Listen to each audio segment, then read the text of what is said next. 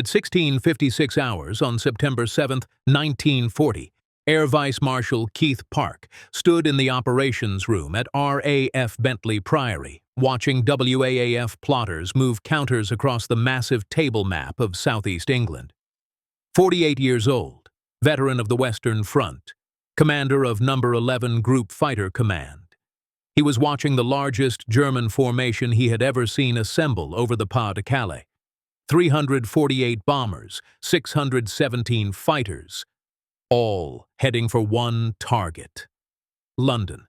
Park knew what this meant. For 8 weeks, the Luftwaffe had been trying to destroy Fighter Command, bombing airfields, attacking radar stations, grinding down his squadrons day after day. His pilots were exhausted. His airfields were damaged. His reserves were nearly empty. And now, inexplicably, the Germans were changing targets. They were leaving the fighter bases alone. They were heading for the British capital. Hitler had just made the biggest mistake of the war, and Park was one of the few men who understood it immediately. The operations room at Bentley Priory was the nerve center of Britain's air defense, a converted country mansion 15 miles northwest of London. The plotting table was 70 feet across. WAF officers in headsets moved colored counters representing German formations, red for hostile, blue for friendly. Each counter showed altitude, course, estimated strength. Above the table, a gallery held senior officers watching the battle develop. Clocks on the wall showed different time zones. A status board tracked every squadron in 11 group. Available, airborne, engaging, refueling, rearming. Park had 23 fighter squadrons, roughly 270 serviceable aircraft spread across airfields from Tangmere to Debden. He had been fighting the Luftwaffe since July. 3 months of continuous combat. The German strategy had been methodical. First, they attacked shipping in the Channel, then coastal radar stations, then the fighter airfields themselves: Manston, Hawking, Lympton, Biggin Hill, Kenley, Northolt, all bombed repeatedly. Some hit multiple times per day. The attacks were devastating. Hangars destroyed, runways cratered, operations rooms damaged, ground crews killed. Between August 24th and September 6th, the pressure had been relentless. Park's squadrons were losing pilots faster than replacements could arrive. Combat fatigue was epidemic. Some men flew 3 or 4 sorties per day. Sleep deprivation, nervous exhaustion. The numbers told the story. In the 2 weeks from August 24th to September 6th, Fighter Command lost 295 fighters destroyed or damaged beyond repair, 171 pilots killed or missing, 128 seriously wounded. The training schools could not keep up. New pilots arrived at squadrons with 10 hours of flight time on Spitfires or Hurricanes. Not enough to survive combat against experienced Luftwaffe fighter pilots. The individual airfield attacks told their own story of systematic destruction. Biggin Hill, the critical sector station south of London, was hit on August 30th, August 31st, and September 1st. 3 consecutive days of bombing. The first attack destroyed the operations room. WAF officers continued plotting raids from a makeshift facility in a local shop. The second attack killed 39 personnel, including ground crew and administrative staff. The third attack destroyed the station workshops and damaged the remaining hangars. By September 1st, Biggin Hill could barely function. Telephone lines were cut. Power was intermittent. The station commander, Group Captain Richard Grice, was working from a backup facility 2 miles away, but the squadrons kept flying. Spitfires took off from cratered runways. Pilots received scramble orders by radio when landlines failed. Ground crews worked 18-hour shifts repairing battle damage between raids. Kenley, another sector station 8 miles south of Croydon, suffered similar devastation. August 18th, the hardest day of the battle. German bombers hit Kenley with over 100 bombs in a single attack. The operations block took a direct hit. 9 WAF personnel were killed. The station hangars were destroyed. 14 aircraft on the ground were damaged or destroyed. The crater repair teams worked through the night filling bomb holes. By dawn on August 19th, the runways were operational again. But barely. The station was vulnerable. Everyone knew it. The next attack could finish what the first had started. Manston, on the Kent coast, was effectively abandoned. Too close to France. Too exposed to German fighter sweeps. The station had been bombed so many times that ground crews refused to stay on site. Aircraft would land, refuel, rearm, and take off again immediately.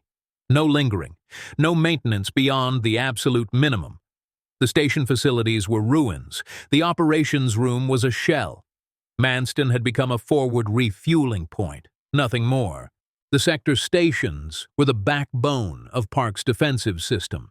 Each station controlled 3 or 4 satellite airfields. Each station had direct telephone connections to Bentley Priory. Each station could vector its squadrons to intercept incoming raids. If the sector stations fell, the entire system collapsed. No coordination, no control. Just individual squadrons fighting blind, with no way to concentrate force against specific threats. Park knew the mathematics. Fighter Command started the Battle of Britain with approximately 900 trained fighter pilots. By the end of August, 300 were dead or too badly wounded to fly again. Another 150 were temporarily out of action with minor wounds or injuries. That left 450 effective pilots spread across 50 squadrons, an average of 9 pilots per squadron. Most squadrons needed 12 pilots to maintain operations. Some were down to 6 or 7. The replacements coming from training units were inadequate. Young men with 200 hours total flight time, maybe 10 hours on Spitfires, no combat experience, no formation flying, no deflection shooting. They arrived at squadrons and died within days, sometimes within hours. A pilot who survived 2 weeks was considered experienced. A pilot who survived a month was a veteran. Squadron leader Peter Townsend, commanding No. 85 Squadron at Debden, wrote later about the replacements. Boys fresh from training school, eager, terrified. He tried to teach them the basics. Watch your tail. Don't fly straight and level. Keep your speed up. Stay with your wingman. Most didn't live long enough to learn. He remembered one pilot who arrived on September 3rd, first operational flight on September 4th, shot down and killed on September 5th. Never fired his guns in combat, never saw the Messerschmitt that killed him. Townsend didn't even remember the boy's name. There were too many to remember. Park was managing a collapsing system. 7 key sector stations had been heavily bombed. Biggin Hill was barely functional. 3 operations rooms destroyed in a week. Communications cut repeatedly. The radar network was damaged. Ventnor radar station on the Isle of Wight had been knocked offline on August 12th, still not fully repaired. Poling radar station near Portsmouth was hit multiple times. The chain home system was showing gaps. Without radar, Fighter Command had to rely on visual observers. The Royal Observer Corps did their best, but visual tracking gave less warning time. Less time meant German bombers could reach their targets before interceptors arrived. The strategic situation was desperate. If the Luftwaffe continued bombing airfields for another 2 weeks, Fighter Command might collapse. Not from lack of aircraft. British factories were producing Spitfires and Hurricanes faster than Germany was building Messerschmitts and Heinkels. The problem was pilots, experienced squadron commanders, men who could lead formations, men who could train newcomers. Those men were dying, and they could not be replaced quickly. Park knew Air Chief Marshal Hugh Dowding was watching the same plot from his office upstairs. Dowding commanded all of Fighter Command, 4 groups covering the entire United Kingdom. No. 10 Group in the Southwest, No. 11 Group in the Southeast, No. 12 Group in the Midlands, No. 13 Group in the North. Park's 11 Group bore the brunt of the fighting. His airfields were closest to occupied France. His squadrons intercepted nearly every raid. Dowding had been rationing his forces, rotating exhausted squadrons to quieter sectors, bringing fresh units down from 12 Group and 13 Group to replace them. The rotation system was breaking down. There were no quiet sectors anymore. At 1700 hours, the German formation crossed the French coast. Park watched the counters move across the plotting table. The formation was heading northwest, toward the Thames estuary. The WAF officers updated the plot every few minutes. Information came from radar stations, observer posts, and reconnaissance aircraft. The German formation split into two groups. The first wave, 320 bombers with heavy fighter escort, continued toward London. The second wave, smaller, diverted toward Thames Haven oil storage facility. Park began scrambling squadrons. Number 1 Squadron from Northolt, Number 43 Squadron from Tangmere, Number 72 Squadron from Croydon, Number 92 Squadron from Biggin Hill, Number 111 Squadron from Croydon, Number 253 Squadron from Kenley. 11 squadrons total, every available fighter. The Germans had overwhelming numerical superiority. 617 fighters escorting 348 bombers, nearly 1,000 aircraft. Park could put maybe 150 fighters in the air. But the fight was over London now, not over an isolated airfield. That changed everything. London meant the Germans were flying deeper into British airspace, longer flight time, more fuel consumption. Their Messerschmitt Bf 109 fighters had limited range, maybe 30 minutes over London before they had to turn back. Without fighter escort, the bombers would be vulnerable. Park's squadrons would have chances to attack. If you want to see how this strategic blunder saved Fighter Command, please hit that like button.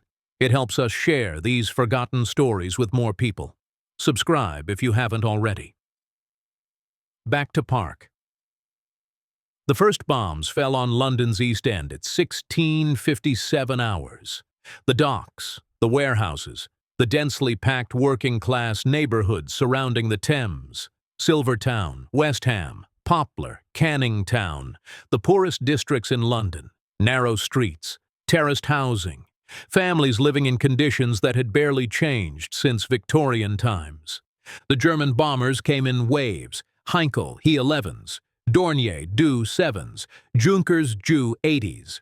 Each aircraft carried 4,000 pounds of bombs, a mix of high explosives and incendiaries. The high explosives demolished buildings. The incendiaries started fires. The fires spread. The first formation, Kampfgeschwader II, approached from the southeast. 55 Dornier Do-17 bombers in tight formation. Their target was the West India Docks, the largest enclosed dock system in the world. Miles of warehouses, storing rum, sugar, timber, rubber, and paint. The bombers released at 12,000 feet. Strings of bombs fell away from the aircraft. Impact fuses detonated on contact. High explosives tore through warehouse roofs. Incendiaries scattered across loading yards and storage facilities. The rum warehouses ignited first. Thousands of barrels ruptured. Burning alcohol spread across the water. The Thames itself appeared to be on fire.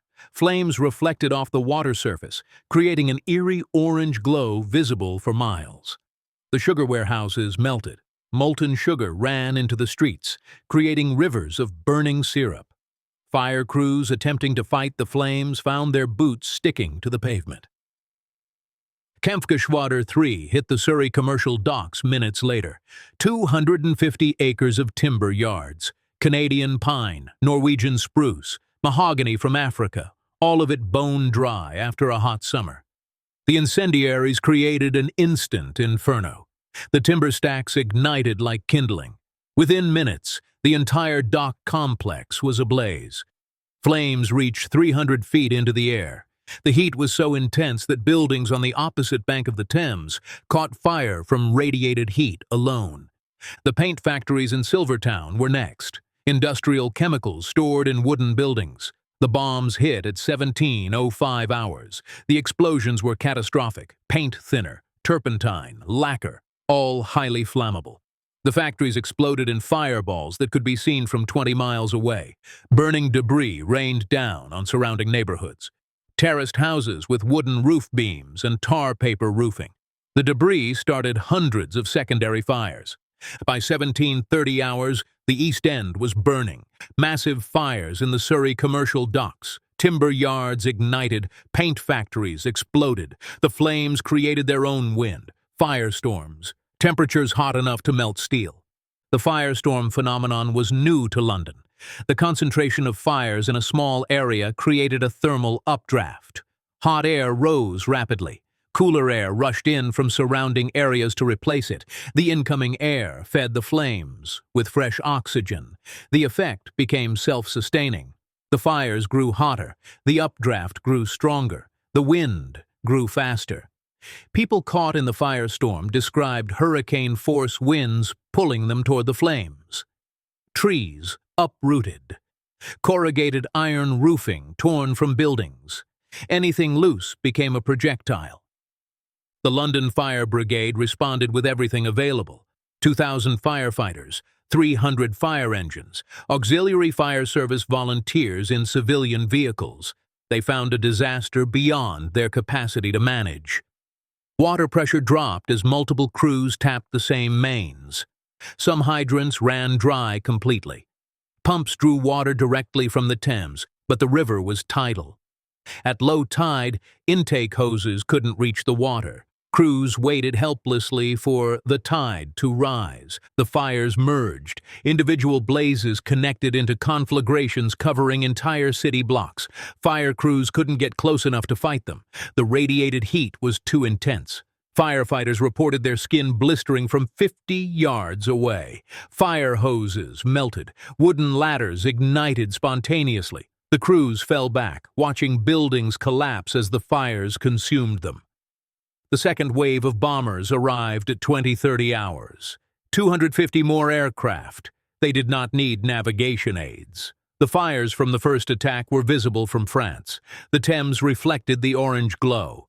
Pilots could see London from 100 miles away. The second wave dropped another 1,000 tons of high explosives. More incendiaries. The fires intensified.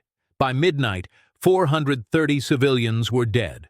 1,600 seriously injured. The London Fire Brigade was overwhelmed.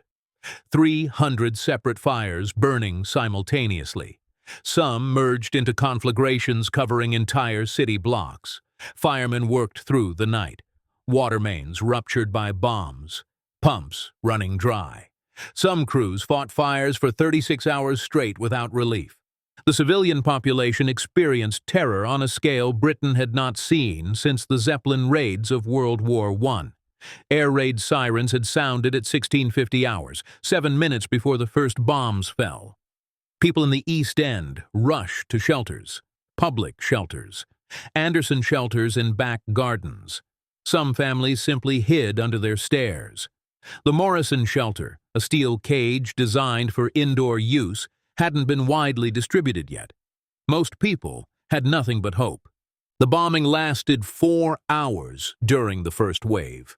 From 1657 to 2100 hours, explosions every few seconds. The sound was constant. High explosives made a sharp crack when they detonated. Incendiaries made a softer whoosh as they ignited. People in shelters couldn't see what was happening. They could only listen to the destruction above them. Some shelters took direct hits. A single high-explosive bomb could penetrate 6 feet of earth and concrete. Entire families were killed instantly. Others were trapped under rubble, buried alive. Rescue workers dug frantically, following sounds of voices calling for help. Mary Smith, a 28-year-old mother of 3, was sheltering in the public shelter under the railway arches in West Ham. Over 200 people crowded into a space designed for 100. No ventilation, no sanitation. The smell was overwhelming. Children crying, adults praying. When the all-clear sounded at 2100 hours, Mary emerged to find her street gone, every building damaged or destroyed. Her own house was a pile of rubble. She couldn't even identify which pile had been hers. The entire terrace looked the same. Bricks, timber, broken furniture, and somewhere in that debris might be people she knew, neighbors, friends. She never found out. The bodies, if there were any, were never recovered. The second wave of bombers arrived at 20:30 hours, 250 more aircraft. They did not need navigation aids. The fires from the first attack were visible from France. The Thames reflected the orange glow. Pilots could see London from 100 miles away. German bomber crews reported the navigation was effortless. Obergefreiter Klaus Fischer, a navigator on a Heinkel E-11-1 of Kampfgeschwader 53, wrote in his diary that the fires created a beacon brighter than any searchlight. He could identify individual dock complexes from 15,000 feet. The smoke column rose to 20,000 feet. Ashes and burning debris were carried aloft on the thermal updrafts, creating a dirty brown cloud that spread across southeast England. Fisher wrote that he felt sick watching the bombs fall. He knew civilians were down there, women, children. This wasn't what he had joined the Luftwaffe to do, but orders were orders. His aircraft dropped its bombs at 20:04 2 hours and turned for home. The second wave dropped another 1,000 tons of high explosives, more incendiaries. The fires intensified. By midnight, the conflagration was visible from 40 miles away. RAF pilots flying defensive patrols over the channel could see the glow. Some initially thought it was a deliberate deception, lights set up to mislead German bombers. Then they realized that was London burning. But at Bentley Priory, Park understood what had happened. The Luftwaffe had stopped bombing his airfields. They had stopped attacking his radar stations. They had abandoned the campaign to destroy Fighter Command. Hitler had ordered a strategic shift from military targets to civilian terror. Park didn't know why Hitler had made this decision. He didn't know about the Berlin bombing raids that had enraged the Führer. He didn't know about the August 25th RAF attack that had infuriated Göring. He only knew the result. Fighter Command had been given a reprieve. The decision had been made on September 6th. Adolf Hitler met with Reichsmarschall Hermann Göring at the Reich Chancellery in Berlin. Göring commanded the Luftwaffe. He had been promising Hitler that air power alone could defeat Britain. The strategy had evolved over the summer.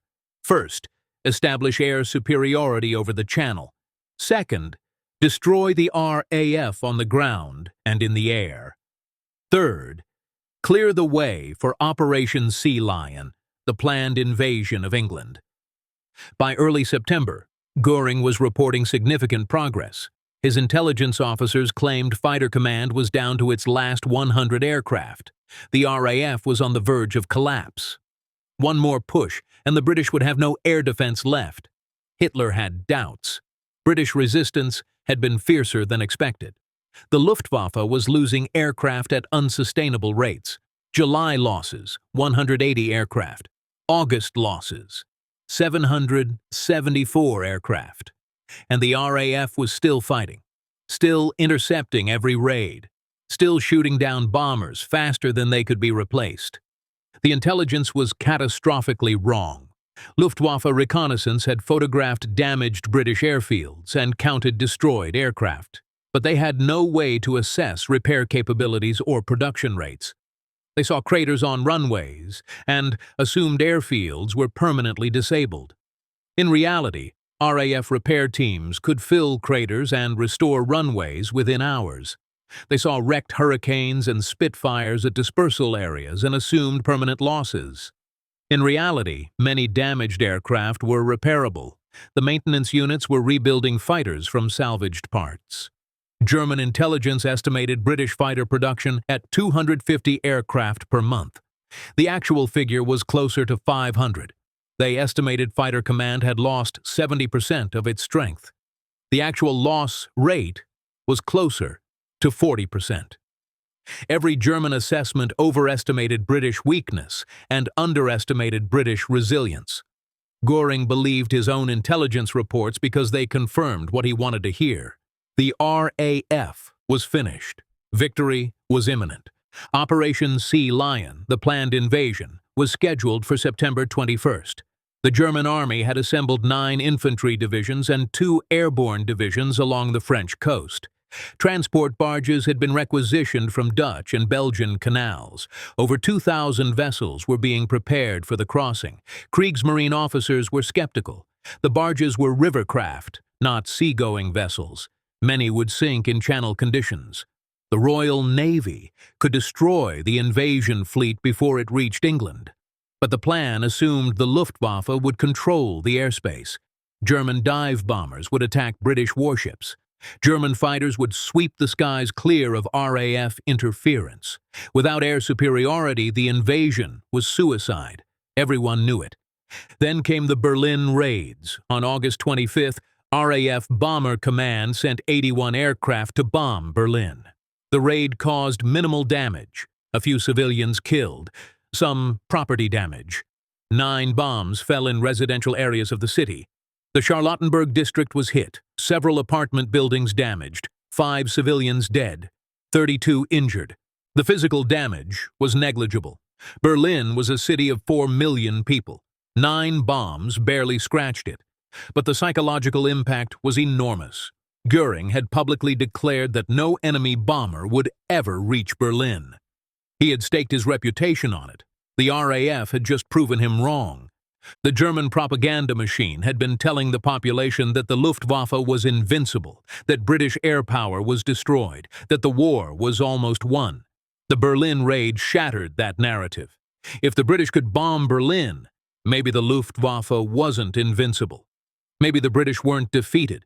Maybe the war wasn't almost won. Hitler was furious, not about the physical damage, about the humiliation. The British had bombed the German capital. They had shown the German people that their Luftwaffe could not protect them. Hitler summoned Goering to the chancellery. The meeting was tense. Hitler demanded to know how British bombers had penetrated German air defenses. Goering had no good answer. The British had flown at night. German night fighters were inadequate. The radar network was incomplete. The searchlight batteries were poorly positioned. Excuses. Hitler demanded retaliation. Goering proposed switching the Luftwaffe's focus from military targets to London. Terror bombing, break civilian morale, force Churchill's government to negotiate, make the British people scream for peace. Hitler approved the change. The order was immediate. Starting September 7th, London would burn. On September 6th, Goering issued the order. Beginning September 7th, the Luftwaffe would concentrate on London. The airfields would be left alone. The radar stations would be ignored. Everything would focus on the British capital. The order went out to Luftflotte 2 and Luftflotte 3, the 2 air fleets facing Britain across the Channel. General Oberst Albert Kesselring commanded Luftflotte 2 from headquarters in Brussels. General Feldmarschall Hugo Sperle commanded Luftflotte 3 from Paris. Both men had reservations about the new strategy. Kesselring understood that fighter command was still dangerous. Sperle knew that bombing cities had limited military value, but Hitler had made the decision. Goering had endorsed it. The attack would proceed. On September 7th, at 1400 hours, Goering personally traveled to Cap Blanc-Nez on the French coast. He stood on the cliffs overlooking the English Channel. He watched through binoculars as 348 bombers and 617 fighters assembled over France. He radioed final instructions to his bomber crews: target the docks, target the warehouses, make the attack so devastating that Churchill would have to negotiate. The formation crossed the Channel at 16:45 hours. Goering watched them disappear into the distance. He believed this was the beginning of the end for Britain. He was wrong. At RAF Debden, squadron leader Douglas Bader sat in the cockpit of his Spitfire, waiting for the scramble order. 30 years old, both legs amputated below the knee after a pre-war flying accident. Flew with prosthetic legs. Commanded No. 242 Squadron, an all-Canadian unit equipped with Hawker Hurricanes.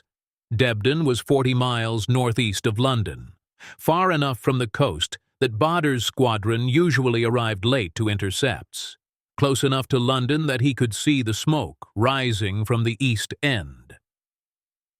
The scramble order came at 1720 hours. Bader took off with 12 Hurricanes. climbed to 15,000 feet, headed southwest toward the Thames. He could see the German formation from 20 miles away, a black mass of aircraft stretching across the sky. Hundreds of them, more than he had ever seen in one formation. His 12 Hurricanes were hopelessly outnumbered. The tactical doctrine was clear. Hurricanes attacked the bombers. Spitfires engaged the escort fighters. Bader looked for Spitfires. Saw none. His squadron was alone. He ordered the attack anyway. The Hurricanes dove into the formation. Each pilot selected a bomber, fired from 200 yards, broke away before the return fire could hit them. Bader's 8 machine guns hammered a Dornier Du 17. The bomber's port engine caught fire. The aircraft fell out of formation, trailing smoke. 1 kill. But there were 347 more bombers, and the escort fighters were closing in. Messerschmitt Bf-109s dove on the Hurricanes. Bader broke hard left. A 109 flashed past. Another Hurricane went down, pilot bailing out. The dogfight lasted 3 minutes. Then Bader's squadron was out of ammunition. He ordered his pilots to break off, return to Debden, rearm and refuel. By the time they landed, the German bombers were already heading back across the channel. The attack was over. Bader walked into the dispersal hut. His ground crew chief asked how many he had shot down. Bader said 1 confirmed, maybe 2 probables. Not enough. Not nearly enough. That night, London burned. Park stood on the roof of Bentley Priory at midnight. He could see the orange glow on the southern horizon. 15 miles away, the East End was an inferno. 300 fires. Some visible from 30 miles away. He knew civilians were dying. He knew the devastation would be catastrophic. But he also knew Fighter Command had been saved. The Germans had stopped bombing Biggin Hill. They had stopped attacking Kenley. They had stopped hitting the sector stations. His repair crews could fix the damage. His communications teams could restore the landlines. His ground staff could fill the craters in the runways. The Germans would come back tomorrow night. And the night after that. They would bomb London for weeks, maybe months. But they would not destroy Fighter Command, because Fighter Command was no longer the target. Park returned to the operations room. He began planning the next day's defensive patrols, the rotation schedule for exhausted squadrons, the allocation of reinforcements from 12 Group and 13 Group. He had work to do. His airfields were still standing. His radar stations were still operational. His pilots were still flying. That was enough. September 8, 1940.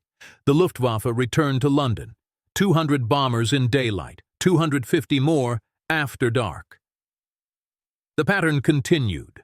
Every day, every night, the attacks became known as the Blitz. From the German word Blitzkrieg, lightning war.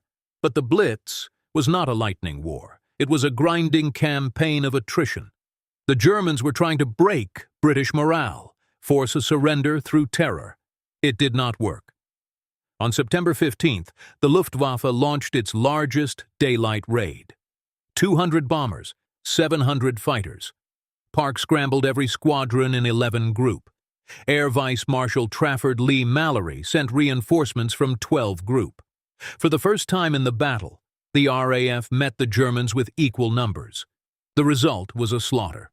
The Luftwaffe lost 56 aircraft confirmed destroyed. Another 20 damaged beyond repair. Bomber formations were torn apart. Fighter escorts ran out of fuel and crashed into the channel. The RAF lost 29 fighters, 13 pilots killed. But the defensive line held. That day became known as Battle of Britain Day.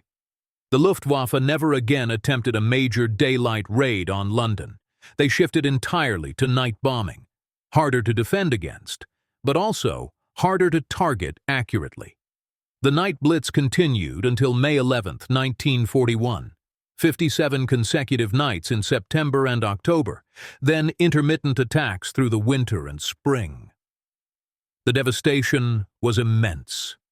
43,000 civilians killed, 139,000 injured, over 1 million homes damaged or destroyed, entire neighborhoods reduced to rubble. But Britain did not surrender. Churchill's government remained defiant. War production continued. The RAF grew stronger. By May 1941, Hitler had moved on. Operation Barbarossa, the invasion of the Soviet Union, required all available Luftwaffe resources.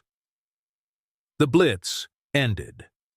Not because Britain had been defeated, but because Germany needed its bombers elsewhere. The strategic analysis came later. After the war, historians examined German planning documents. Luftwaffe, after-action reports, Göring's directives. The conclusions were clear. The switch from military to civilian targets had been a catastrophic error. In late August 1940, Fighter Command was on the brink of collapse. Pilot losses were unsustainable. Airfield damage was severe. The radar network was compromised. Another 2 weeks of concentrated attacks on military targets might have succeeded. The RAF might not have been able to continue defending British airspace. Operation Sea Lion might have been feasible, but Hitler changed the strategy. He ordered terror bombing instead of systematic destruction of air defenses. That decision gave Fighter Command the time it needed to recover. Damaged airfields were repaired. Exhausted squadrons were rotated out. New pilots received better training. By mid-September, Fighter Command was stronger than it had been in August. The window for invasion had closed. The tactical reasons for the failure were multiple. German intelligence was poor. Göring's staff consistently overestimated RAF losses. They reported Fighter Command was down to 100 aircraft, when the actual number was over 700. They claimed British morale was breaking when civilian resistance was hardening. The Luftwaffe lacked heavy bombers. Their medium bombers, Heinkels and Dornier, could not carry enough ordnance to cause strategic damage. A single raid might drop 1,000 tons of bombs, devastating for the immediate target area, insufficient to cripple a city of 8 million people. The Germans also lacked a coherent targeting strategy. Some raids focused on docks, others hit rail yards, some targeted residential areas. There was no systematic effort to destroy war industries, power generation, or transportation networks. The bombing was destructive but not decisive. Fighter Command, by contrast, benefited from every day the Germans did not attack airfields. Sector stations were rebuilt. Communications were restored. Radar coverage was extended. The infrastructure that had been damaged in August was functioning again by October. Park understood this immediately. On September 8th, he wrote in his daily report that the German shift to London was the best thing that could have happened to Fokker. Fighter Command. His squadrons needed the breathing room. His ground crews needed time to repair the damage. The Luftwaffe had given him that time. By focusing on London, Hitler had saved the organization he was trying to destroy. The long-term consequences were profound. The failure of the Blitz meant Operation Sea Lion was permanently cancelled. Hitler postponed the invasion in September. He never rescheduled it. By 1941, his focus had shifted east. The invasion of Britain became a hypothetical. Britain remained in the war. As the only major Allied power still fighting Germany in Western Europe, Britain became the base for American forces after December 1941. The RAF grew into a strategic bombing force capable of attacking Germany itself. The dockyards that survived the Blitz built the ships that would carry Allied armies back to France in 1944.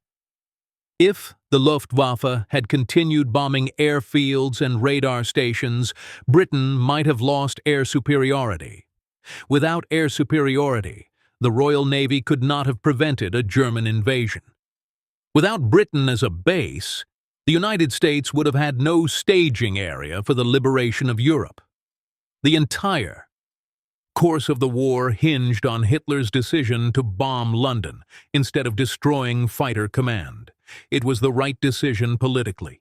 It satisfied Hitler's need for revenge. It looked decisive to the German public. But it was the wrong decision strategically. It allowed Britain to survive. And survival was enough. Keith Park continued commanding 11th Group until December 1940. He was promoted to Air Marshal and sent to Egypt. He commanded RAF units in Malta during the siege. Then he went to Southeast Asia, commanded Allied air forces in Burma. After the war, he retired as Air Chief Marshal. He moved to New Zealand, lived quietly, rarely gave interviews. When asked about the Battle of Britain, he always said the same thing. The Germans made one critical mistake. They stopped bombing the airfields. That mistake saved Fighter Command. Douglas Bader continued flying fighters until August 1941. Shot down over France. Captured by the Germans. Spent the rest of the war in prisoner of war camps. Escaped multiple times. Always recaptured. After the war, he rejoined the RAF. Retired as a group captain. Became a public speaker, advocated for disabled veterans. He died in 1982. Hugh Dowding retired in November 1940, replaced as head of Fighter Command. Many historians believe he was treated unfairly. His defensive strategy had won the Battle of Britain, but internal RAF politics led to his removal. He spent the rest of his life defending his decisions, writing reports, giving lectures. He died in 1970. The airfields that were damaged in August 1940 still exist. Biggin Hill is now a civilian airport. Kenley is partially preserved as a museum. Northolt is still an RAF base. Debden is farmland. The sector operations rooms are gone. The blast walls are gone. But the runways remain. Scars in the landscape from the summer when Britain nearly lost the war. The radar stations were rebuilt. The chain home network expanded during the war. By 1945, Britain had the most sophisticated air defense system in the world. Radar technology developed for Fighter Command became the foundation for post-war aviation control. The civilians who died in the Blitz are buried in cemeteries across London. Mass graves in some cases, thousands of names on memorials. The Commonwealth War Graves Commission maintains the records, 43,000 dead. Most of them from working-class neighborhoods in the East End. The people who could least afford to lose their homes, who had the fewest resources to rebuild. They bore the brunt of Hitler's strategic decision. If this story moved you the way it moved us, do me a favor. Hit that like button. Every single like tells YouTube to show this story to more people. Hit subscribe and turn on notifications. We're rescuing forgotten stories from dusty archives every single day. Stories about strategic decisions that change the war. Real history, real consequences. Drop a comment right now and tell us where you're watching from. Are you watching from the United States, United Kingdom, Canada, Australia? You're not just a viewer. You're part of keeping these memories alive. Tell us your location. Tell us if someone in your family lived through the Blitz. Just let us know you're here. Thank you for watching. And thank you for making sure this history doesn't disappear into silence. These stories deserve to be remembered, and you're helping make that happen.